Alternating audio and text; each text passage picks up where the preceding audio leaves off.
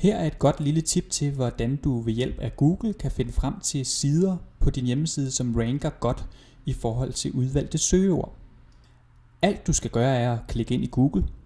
I eksemplet her, der indtaster vi site : og så efterfulgt af DR's domænenavn. Og så mellemrum og så søgeordet folketingsvalg. Ved at foretage denne søgning, der finder vi frem til sider på DR's hjemmeside, som ranker godt i forhold til de udvalgte søgeord, som i det her tilfælde er folketingsvalg.